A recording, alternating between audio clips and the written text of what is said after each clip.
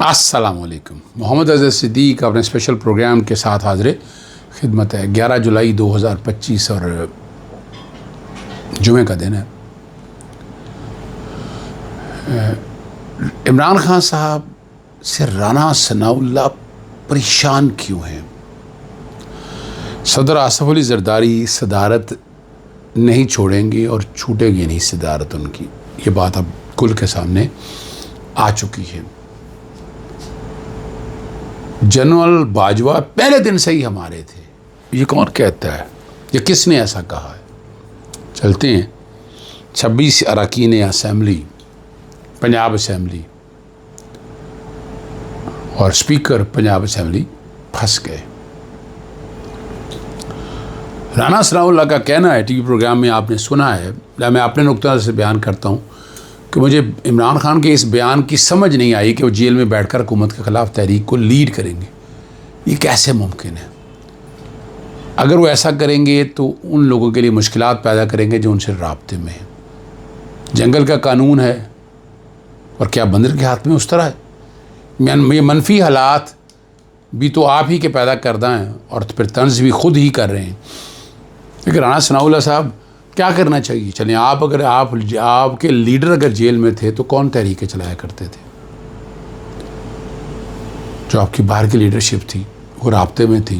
अगर मुल्क से बाहर थे नवाज शरीफ तो वो राब्ते में थे। ये तो सारी चीज़ें रिकॉर्ड के ऊपर मौजूद थी। यानी आज आप कोई अनोखी बातें क्यों कर रहे हैं? आज घबराए से क्यों हैं आप? डरे से क्यों हैं आप? खौफज़दा क्यों हैं? कुछ तो सोचिए कि हालात हैं क्या? आपके बस में क्या है? आप क्या करने जा रहे हैं? क्या होगा? ये हैं वो सोचने वाली बातें जिस पर अमल दरामद आसानी से होगा तभी जब आप निज़ाम को बेहतर लेकर चलेंगे। यानी राना सनाउल्लाह साहब इस तरह नहीं हो सकता, थोड़ा कड़वा थोड़ा मीठा आप थू आप ये वाला निज़ाम लेकर चलें। ये नहीं निज़ाम चलने वाला, ये बह जाएगा और आपके लिए बड़ी मुसीबत पड़ेगी। आपके गले में पड़ेगी चीज़ें, बहुत सारी अज़ाब बनेगा आपके लिए, मसाइल पैदा होंगे आपके लिए। ये मैं एक चीज़ नहीं कह रहा, मेरे पास इस तरह की बहुत सी चीज़ें हैं जो आपके लिए बड़े मसाइल पैदा करेंगी, याद रखिएगा ज़िंदगी में।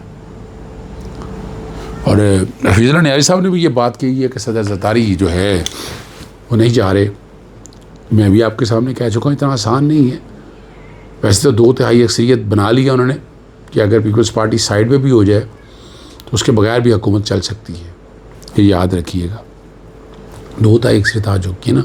सादा अक्सरियत रखनी है तो कोई मुश्किल काम नहीं। देखिए किस तरीके से लाकर, किस तरीके से औलाद बनाकर आज क्या पोजीशन बना छोड़ी है।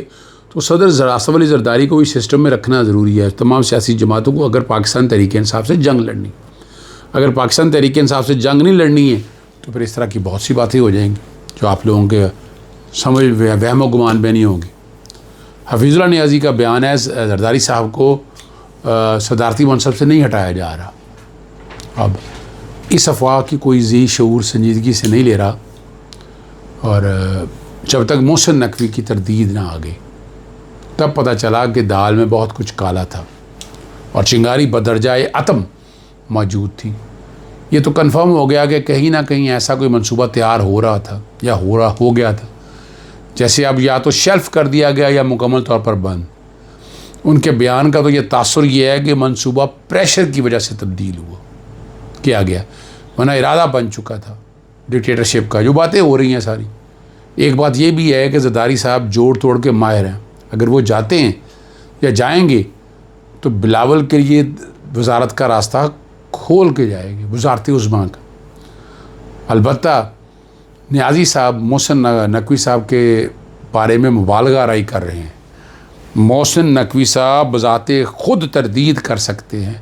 भला वैसे भी सदारती कुर्सी को बुलाना आसान नहीं होता। आरिफ अलवी साहब आपके सामने, ये सीट जैसी भी थी, ये सीट तो थी ना। इस सीट का अपना एक मज़ा था, अपना एक फ़ायदा था, अपना एक एडवांटेज था। यानी इस सीट को उस तरीके से देखना था ना, ये समझना है ना आपको। अब ये समझेंगे तो बड़ी आसानियाँ हो जाएंगी। बहुत ही आसानी से बातें समझ आ जाएंगी आपको। पाकिस्तान में छोटे बयान, झूठे बयान देने वाला तनख्वाहदार बहुत मौजूद है, मगर आपको पता है रिपोर्ट्स में हक़ाइक़ सामने आ ही जाते हैं। मरीम सफदर अपनी तस्वीरें तारीफ़ें सुनना चाह रही थी और आपके सामने हिना भट्ट जैसों के अलावा कोई कर भी नहीं पा रहा था। जिन्हें लाहौर के बाद, बारिश के बाद कहीं पानी नज़र नहीं आ रहा था। अब इसका रास्ता भी साफ़ होने जा रहा है। गैर मेरी सर्विस के नताइज भी ये दिखाते जा रहे हैं। वर्ल्ड बैंक की एक रिपोर्ट के मुताबिक 11 करोड़ लोगों को 2 वक्त की रोटी नसीब नहीं, वो गुर्बत की लकीर से नीचे ज़िंदगी गुजार है, जबकि बेरोज़गारी 22% तक हो चुकी है। नौकरी नहीं मिलती इतनी आसानी से। आइंदा आने वाले दिनों में ज़मीन पर गुर्बत और बेरोज़गारी में कमी आए या ना आए, लेकिन कागज़ों में ये कमी ज़रूर दिखा दी जाएगी। और मंसूर अली ख़ान के मुताबिक 2019 में अगर एक मुस्लिम लीग रहनुमा के एक सीनियर रहनुमा ने कहा था कि इमरान खान जनरल बाजवा का सेम पेज तो देखें, तो उन्होंने मुझे जवाब दिया था ये उनकी आर्जी मोहब्बत है, पहली बेगम तो हम हैं, आना उन्हें हमारे पास ही है। यानी डिक्टेटर वजह क्या हो गई कि एस्टैब्लिशमेंट की पैदावार। और ये ख्वाजा आसिफ है, मैं जहाँ तक समझ पाया हूँ, वो ख्वाजा आसिफ भी 2018 में कहते थे, यानी इमरान खान साहब उनके सर पे आए थे तो 2019 अप्रैल में रब्ता हो गया था। ये मैं नहीं, ख्वाजा आसिफ और मंसूर अली ख़ान की बात सही है। मेरे सामने भी टीवी प्रोग्राम मैंने भी जिक्र किया और उन्होंने बारहा ये जिक्र किया और ये बड़ी चीज़ वजाहत के साथ बताई है उन्होंने। और आपको याद होना चाहिए 2019 में ही नवंबर में 50 रुपये का स्टाम्प पेपर था। सारे कह रहे थे नहीं भेजना जब तक श्योरिटी नहीं देंगे। वो हाई कोर्ट में चैलेंज हुई।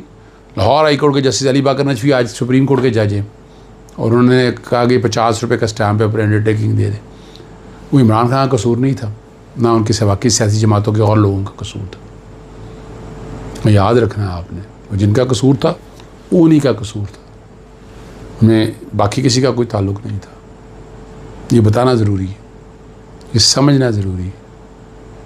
आपको ये समझ आएगी तो बातें समझ आएंगी ना आपको, वरना नहीं समझ में आएंगी। तारीख़ी बातें।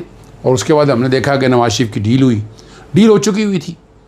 वो आए, रेड कारपेट बिछा, कोई गिरफ्तारी नहीं हुई।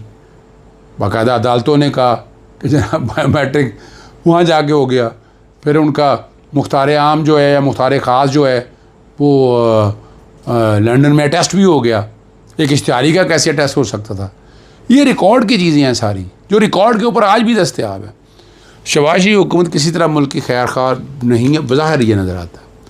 उन्हें पस मंज़र उन्हें बस अपना नज़र आता है। लंदन में आपको पता है ऐसी जैसी मुयसर नहीं और ऐसे खून भी नहीं जैसे चूस सकें हुकूमत का। इस बात से अंदाज़ा लगा लें कि लाहौर के गुंजान आबाद इलाकों में बरसाती पानी के निकास का ट्रंक सीवरेज सिस्टम बचाने की ज़रूरत थी, लेकिन शहबाज शरीफ ने अपने वज़ारत आला के दौर में पंजाब का सबसे बड़ा trunk sewerage system Raiwind road पर बिछाया और जब उस पर अरबों रुपये मालियत आई। आखिरी बात की तरफ ले चलें। 26 अरकान की नाहली का रेफरेंस का मामला है। स्पीकर पंजाब असम्बली मलिक अहमद ख़ान और अपोजिशन अरकान के दरमियान मामला तय पा गया। पहली मुलाकात 1 घंटा से ज़्यादा जारी रही और दोनों तरफ से मुज़ाकरात जारी रखने पर इत्तफाक। स्पीकर मोहम्मद अहमद ख़ान और अपोजिशन अगर इनका आज दूसरा सेशन होने का इम्कान है। ये वीडियो रिकॉर्डिंग तक मैं आपके सामने रख रहा हूँ और मैंने पहले भी आपको बताया था कि मैंने इनको ख़त लिखे हैं। स्पीकर का ये इख्तियार ही नहीं था। पहले वो जो अरकान के कहा कि जनाब माइक के पैसे टूटे हैं वो जमा कराएँ, वो उनको नोटिस दिए हैं। मैंने बाकायदा ईमेल की है, सर्व कॉपीज़ बाई कोरियर भिजवाया और ये भी मैंने बना के भाई स्पीकर का इख्तियार ही नहीं है। स्पीकर भाई आर्टिकल 62 और 63 का इतलाक़ करना है, तो उसमें से कौन सा आर्टिकल है जो इस पर इतलाक़ होगा, ये समझना है ना। वो तो कोई भी इतलाक़ नहीं हो रहा था। यानी क्या वो टैक्स डिफ़ॉल्टर थे, क्या वो दोहरी शहरियत रखते थे, क्या वो पाकिस्तानी नहीं थे? यानी ये कहना कि अपने हलफ की खिलाफ वर्जी है कि मैं इनको ना कर, अल्टीमेटली अब स्पीकर जो है वो रास्ता ढूंढता फिर रहा था कहीं सुलह सफाई से आपस में कंप्रोमाइज़ में बैठ गए। इतनी बड़ी बड़ी प्रेस कॉन्फ्रेंसें की, अगर वो प्रेस कॉन्फ्रेंसें देखें तो क्या वहाँ पीके का इतलाक़ नहीं होता? यानी ये बातें वो सारी हैं रिकॉर्ड के ऊपर हैं जो पता होनी चाहिए। यहाँ से आता हूँ। अस्सलाम वालेकुम, अल्लाह हाफ़िज़। पाकिस्तान।